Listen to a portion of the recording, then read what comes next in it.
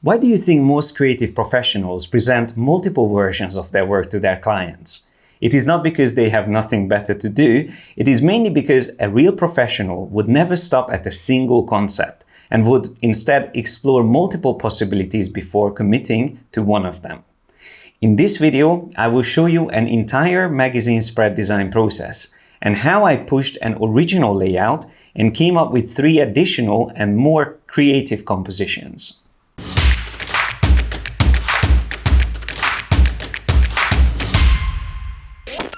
Here we are in InDesign and we have those few elements that we will be able to use for these compositions that we put together. And you can argue that even what we can see on the screen right now could work in a magazine. So we have our headline here, or title it can also be called for this article. Then we have the stand first or intro copy, and then the body copy, which is the article itself. And then we have 2 graphical elements as well. We have our photo on the right, which is from Unsplash. And then we have also a simple icon, which is from Noun Project. The links for these sources are in the description below. These are both free. You can download them and then you can recreate essentially what I'm doing here. The copy itself I got from Wikipedia. Again, the link is in the description below. So if you want to follow along, you can easily do that.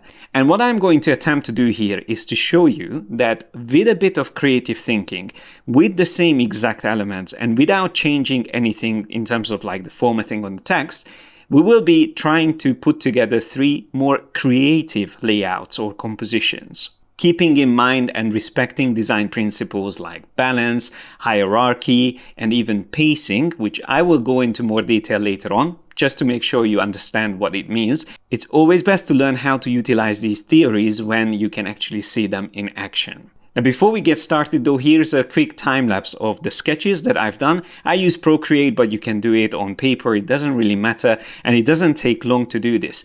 It is just important to get a rough idea of what you are going to create. And you can see this is really just simple thumbnails. It's not about making it pretty. It's about just thinking where you are going to place those few elements that we have on the screen. So it is usually minimum 3 thumbnails that I would start with before I actually start doing things in InDesign or the other Adobe applications. And it is a good practice to not just stop at the first mockup, because you never know, you might have really good ideas which you will only find once you start exploring additional options. But now that we have our 3 concepts from these sketches, we can get started. First of all, I'm going to duplicate this spread because I would like to come back to it later just so we can compare the original starting point and what we create. Now, one of the first things I will have to do here is to increase the size of this light bulb. It's a vector object which I placed into InDesign, and that means it's resolution independent, so we can easily increase the size. You do that by holding down Command or Control Shift key and drag one of the corner points. Now I need this to be white, so I'm going to select it and change the fill to paper. Next, we need text wrap, which you can find from the window menu. Once you have the panel open, just simply click on the 3rd icon, wrap around object shape. Here we don't need to use offset because this is just shape, so it doesn't have any outline, so it's not going to clash with the text. But for the text, to make this look better, what I'm going to do is to change the alignment. So let's just move the text a little bit higher so we can see it better. So to create that cool, nice graphic edge on the right side, we will use Justification on our copy. Shortcut for that is Command or Control Shift J. So there's Justification enabled. But if you press T on the keyboard, having the type selected, you can also choose the option here, Justify with last line align left. Now, since the text frame is really wide, we don't need hyphenation, so this is something I'm going to turn off. You can find this in the paragraph options and just simply turn off hyphenate. Now, the reason I mentioned the text frame's width is because if you have it narrower, then using justification without hyphenation will cause these very ugly gaps, which we normally refer to as rivers. So it's definitely something you want to avoid, and that's why I'm going to just set it back the way it was. Now that we have this big white space or negative space created here, it would be worth using it for something that is important. So it will be like a focal point of the whole layout and composition, and that would be perfect for our intro copy. Now, for this to be able to work here, since we have a text wrap on that light bulb icon, we will have to use Command or Control B on this text frame and choose Ignore Text Wrap. That way, we will be able to move it on top of it, but we have to also make sure that it's aligned on top of everything else. So that's Command or Control Shift, right square bracket. That way it jumps up to the top, and now we just have to adjust the frame, make it smaller, something like that. I don't want any hyphenation here, so let's take that off. I will align this copy to the center because we have a nice symmetrical shape behind it. So let's keep the copy also symmetrical. That's Command or Control Shift C quickly. And I'm going to hold down Command or Control Shift and drag this up just to increase the size. Double click here just to snap the frame in, and I think that looks good. But now there is one very important issue here, and that is we can't really have copy close to the center of the spread. This is what we would refer to as the gutter. And another term which is quite important, the creep, which again helps us to make sure that we don't place copy too close to the center, again, where the stitching is going to be or the binding. And if you have any text close to that, it's going to cause problems. So the viewers won't be able to read things properly. Even important parts of images shouldn't fall into the exact center. So what we need to do is to select both of these together, and let's keep moving them to the left until our copy is safe. I would say it needs to be a little bit further in, so I'm going to just drag this text frame in. Something like that looks a little bit already better. Maybe let's just move it a little bit further in just to be on the safe side. So if we look at this, now we are within our margins. And by the way, I have several columns here. That's what you see now. And I just press W on the keyboard to switch between normal and the preview mode. I prefer to use preview mode for the tutorial just to keep it easier for you to follow what I'm doing.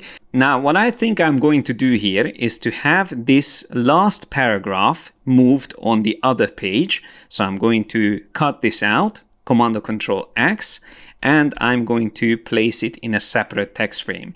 You can use threading as well in InDesign for this, but for now I actually would like to keep it completely independent, so I will create a separate text frame and just paste that copy in there. We will worry about this later, but this way now we have a little bit more space to play around with here on the left side, and I feel like we can probably move these two together a bit more towards the left. Now you can also group them together. That's Command or Control G, and that will just make it easier to select this whole thing in the future. Now that we have them roughly in place, it's time to also play a little bit around with the image. I feel like it would look better if we have an overlap between the two pages.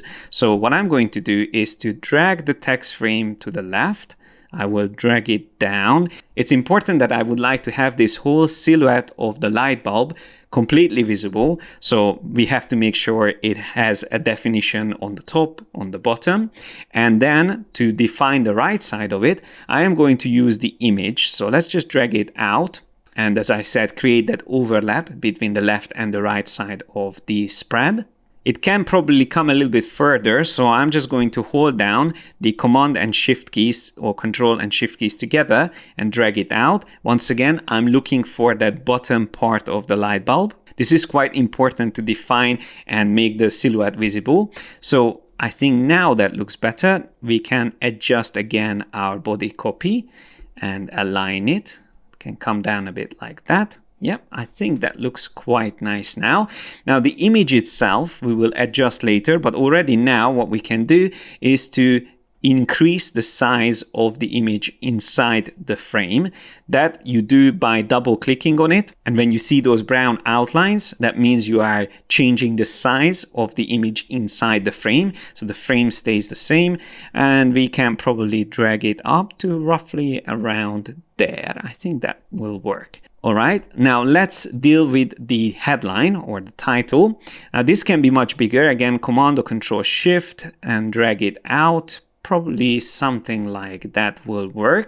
Now, what I'm going to do is keep it aligned here on the left side, so we can have our body copy and that text align. And also, of course, we can adjust this to make sure that it aligns to the margin. And to add a bit of interest here on the top, what I will also do is to increase the size a little bit further until we can perfectly align the edge of the image and the E, or the edge of the E, where that first word ends. So I'm just going to align it like that. And then I am going to kern this text, holding down Alt or Option key and then left arrow. I can drag it all the way in, so completely remove the space there by using this reduced kerning here. And then I will change the text color to white. So I'm going to go in here and change it to white. So there's a nice inverted color there on the headline. I think that works quite nicely. However, I feel like now we have too much space at the bottom. So first of all, we move our body copy down, and I think that already feels a little bit more balanced. Maybe the text can also come down a bit. Now, don't forget the creep. Again, the center of the spread. We have our headline running across the 2 pages.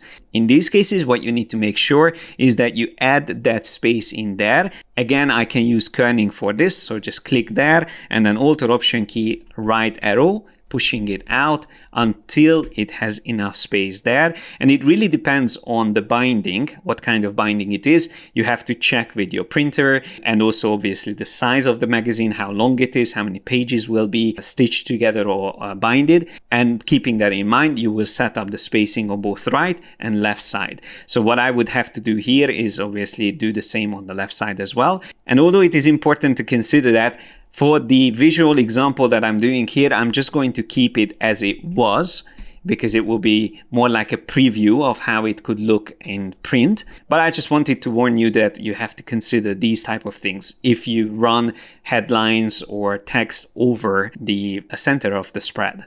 Now let's create a cool drop cap that can tie together the headline and the body copy, and also create a nice, interesting entry point for our body copy. For this, I'm going to use the same font as we have here in the title. I can very quickly just drag it down by holding down Alt or Option key and just type in T, and double click on a corner point will reduce the size of the frame. So there we have our frame that we need. Now, the reason why I'm doing this is because if I just go straight in here and select this first paragraph, and then from the paragraph options, I introduce drop caps, notice the problem with letters like T is that it creates a huge empty space around it. I don't really like how it fits into the text. So that big negative space there doesn't work really well, even when we look at it from a distance. I mean, it's not a huge problem, but in these cases, what I prefer to do is to create this separate text frame. So we have our T ready here, and I'm just going to move it maybe to the side just so you can see it better. So there, I'm going to change the color of this in the character formatting options to white. And I will switch to the container and color that black. Now we have an inverted text here, and we can start changing the size of this frame. And then I will use our Command Control Shift C shortcut to center the text horizontally. So no matter how big or narrow this frame is, it's always going to be in the middle. And to vertically align it, I will press Command or Control B, which is the text frame options, and there choose Align Center. So this way, again, if I adjust the frame, it's always going to stay in the center. So this way we have a nice setup already. I feel like something like that looks good. We can reduce the size of it by using Command or Control Shift drag, and then maybe just add a little bit more vertical space. Okay, I feel like that looks good. Now Command or Control X to cut this out, and then place it here in the paragraph. So just put your cursor in at the beginning of the paragraph, and then Command or Control V to paste it into it. So this becomes a nested text frame inside that paragraph, and we can delete the original capital T from the body copy. And having that paragraph highlighted, we can go back and set up our drop cap, and probably we can use, maybe use 6 lines or 7, and then just adjust the size of this frame a little bit, again using that scaling shortcut until it matches correctly and fits nicely in the text. Now we can just add a bit of kerning here between the drop cap and the body copy, alter option, right arrow, and I think that looks quite nice. So looking at this from a distance, we have a nice repetition of both the text formatting between the headline and the drop cap, but also repeating that inversion of black to white. Again, here within this little frame, we have that contrast of black and white. These visual cues or links between the elements in your layout are very important. They help to tie things together, but also establish the hierarchy or the importance of the elements. Now I feel like our image can come down a bit, so I'm just going to drag it down, maybe somewhere around there.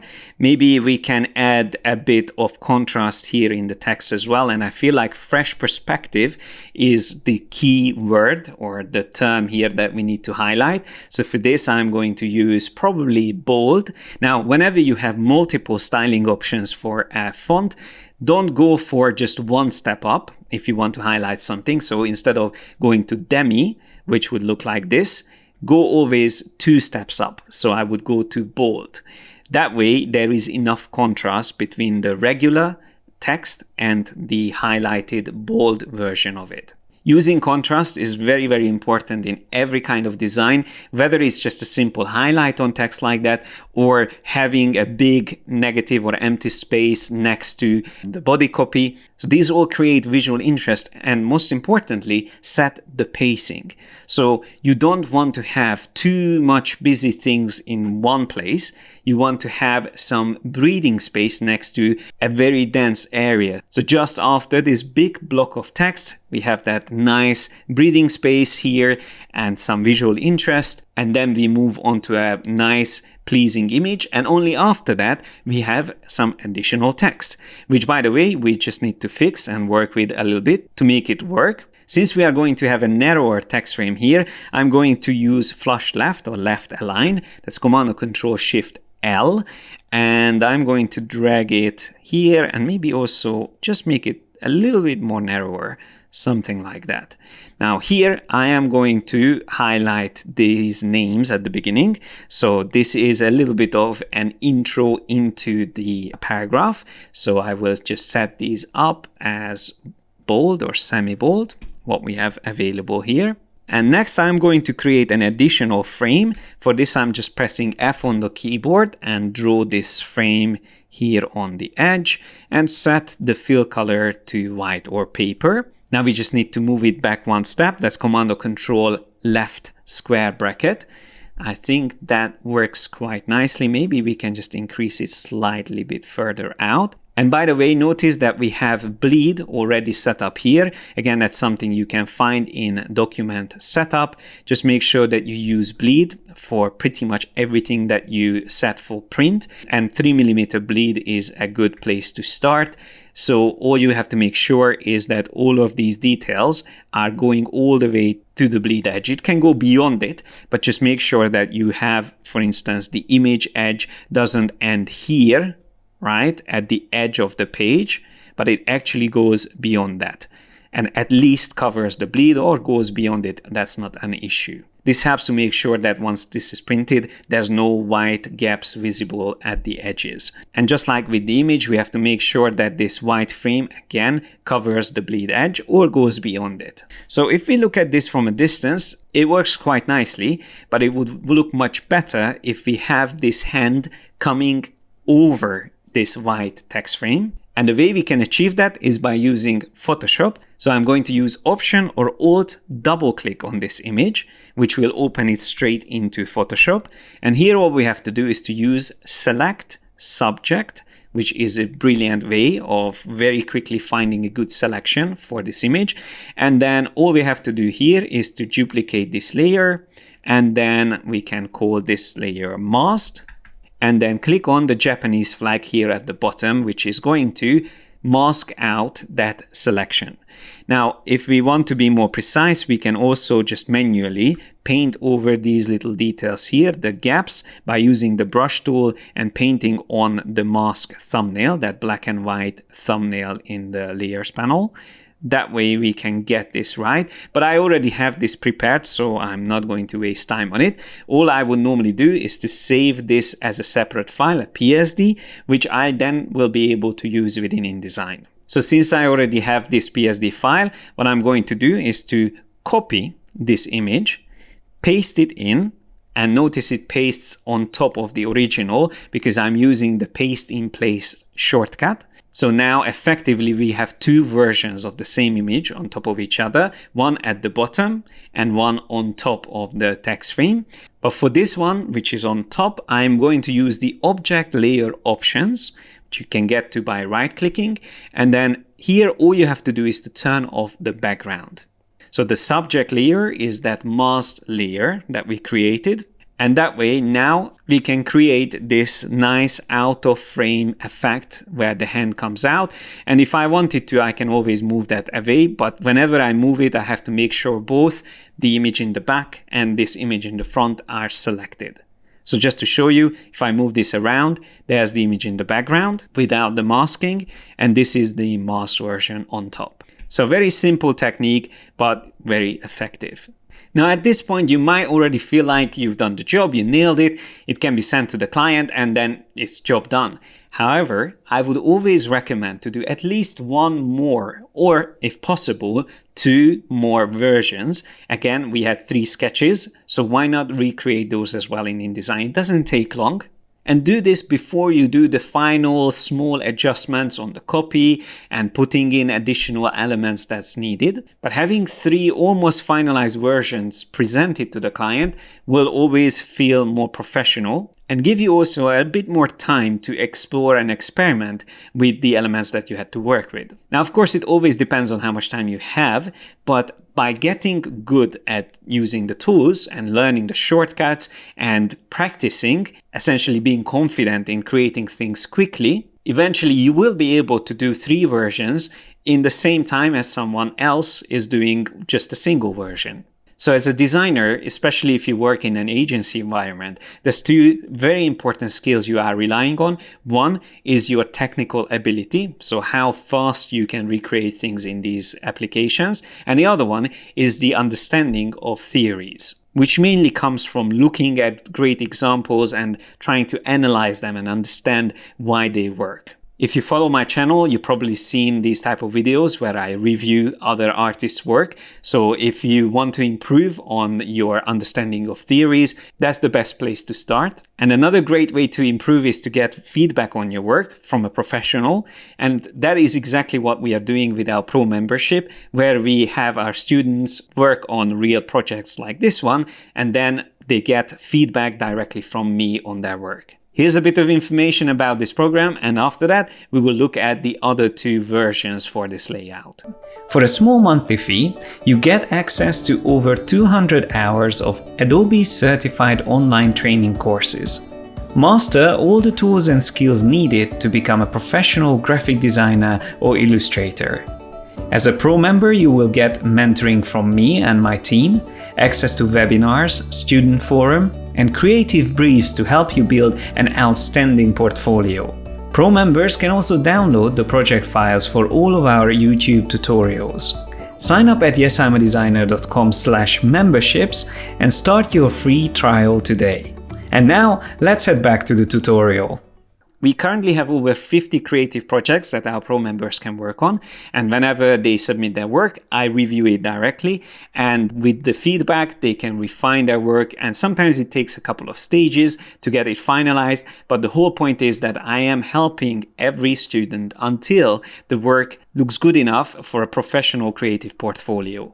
So some of the examples you see here were first attempts and then they improved, while others are more closer to the final results. Besides getting feedback from me, what's also very, very useful in our pro membership is that all the students can watch and learn from each other's reviews as well. And from my own experience, I know that you can learn much more from mistakes others make compared to looking at amazing professional designs all the time. But now it's time to jump back to InDesign and look at the other two alternatives for this layout. I am going to just show you the finalized versions because it would just take long to again recreate it from scratch. However, these are using the same exact techniques as before. Here, instead of using the light bulb icon to create negative space or white space, we actually used it for the text frame. A little bit of reverse showing up here on the top because of the justification, but in general, I feel like it is still easy to read. And the silhouette of the light bulb is very nicely defined. To balance things out, what I've done here is that I have the title turned sideways and placed there on the left, and I used a gradient which is based on the photo on the right. So it almost feels like the photo is continuing there. However, this is just simply a gradient applied on the text. So when I select the text, you can see that's the color. All you need to do is to create two swatches based on the top and the bottom colors in the photo, and then drag them onto the gradient to define it. I'm just going to drag this out and just show you that I can also quickly reverse it if it was in the wrong direction. Technically, the only issue here that you might argue is not working that well is that we have our intro copy all the way at the bottom, so it's coming after the body copy. But because we have a huge contrast in terms of the size of the text, even though it's at the bottom of the page, viewers might still start reading this before they jump here and start reading the copy itself. Now, the reason I didn't use a drop cap here is because it wouldn't really work well and it would just disrupt the silhouette. And finally, another thing that I decided to do here is to use white text or inverted text, because I felt like having black, and I can show this to you very quickly, is just a little bit too dark there at the bottom. I feel like white again keeps a visual balance between the left and the right side of the spread. Now, if you feel like the left and the right side of your spread is still not integrated or connected well enough, you can do another quick technique, and that is something that you can do with the image frame. Simply select the bottom edge of the frame by using the direct selection tool. That's the white arrow. Press A on the keyboard and then just quickly select that point. I normally do this marquee selection, so making sure that none of the other corners are selected, and then just simply drag this out. And with that, I can create a diagonal line. And if I hold down the Shift key, I can select both the corner on the top and the bottom, and maybe I can just drag them further back in to the right, something like that. Yes, and then maybe just drag this further back again. So even a simple diagonal line like that can add more visual interest in the composition and also again help to tie the two sides together. And last but not least, here is our third composition, again based on the original sketch, where the light bulb now is used to hold the headline or the title. And I played around with the title, made sure that the two characters are nicely connected there. And here's just a little visual trick. I used a rectangle to increase the size of the T to match the vertical and horizontal parts. So from a distance, it looks like a perfect continuous shape. And don't be afraid to place text on the edge of shapes like here. The C and the E and also the G is disappearing into the white space, because as long as it is clearly legible and it's big enough, everyone will be able to read it easily. But giving that little visual challenge to your viewers will always make the whole composition more intriguing and engaging. Now you can see again a nice way of linking things together and applying repetition in the design. I used this color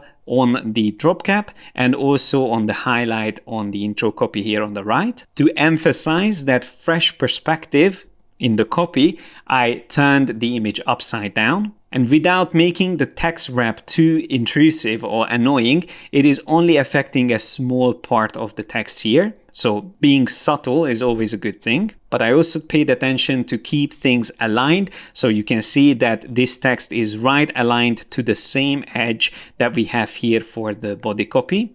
And last but not least, I added this simple block here on the left side using the other color that we had in the other designs, because I felt like without it, we have a bit too much empty space on the left. Again, it's a simple technique to balance the two sides of the spread. And again, it is also helping to establish a bit of rhythm where we have these colors alternating. So starting with this color, then using the other one, and then in the image, it's mainly that bluish tone that comes back. And rhythm, just like repetition, is a great way to set the visual pacing in your compositions. So here are the 4 different versions, starting with the first original, fairly boring and bland take, and then the other 3 which are a bit more creative, but still using exactly the same elements and even the same text formatting.